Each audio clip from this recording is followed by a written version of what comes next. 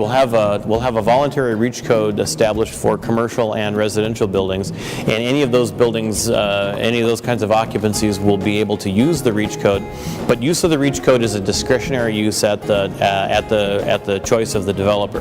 This is a standardized set of above and beyond requirements that get out of a discussion with a local building department about, well, gee, if I wanted to try this, could I do it? We try to basically pre-vet all those kinds of questions to get a higher standard, but it's a voluntary standard. One of the big values that we've had in the legislation that adopted a REACH code or authorized us to do a REACH code was its linkage to incentive programs in Oregon. The idea is that the REACH code, rather than just simply being a voluntary code and someone can choose to use it, is it would also become a key tool to pair up with existing incentive programs in terms of tax credits or other financial incentives on projects. And so jurisdictions looking at a REACH code or an above and beyond kind of a code, I think would be well advised to partner or pair that sort of an optional code with financial incentives or other kinds of programs to give some value to someone that would cause them to want to take a look at that as an alternative approach. My recommendation would be for other states is, of course, to build a nice collaboration of people, from code officials to the general public, design professionals, to groups like we have is the Rhode Island Green Buildings Council,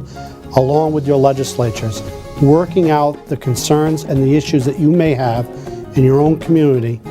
and I believe this will be the easiest and quickest way to be able to adopt this. Well, the way that we adopted the IgCC in Rhode Island is we looked at it as a living document. We realized that IgCC is working through their process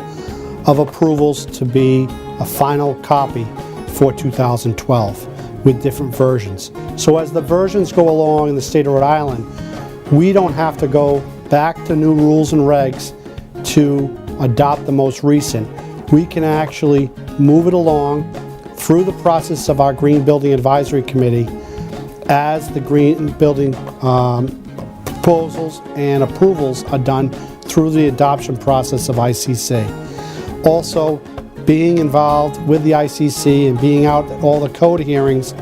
we feel in Rhode Island that we're on top of how the changes will be done,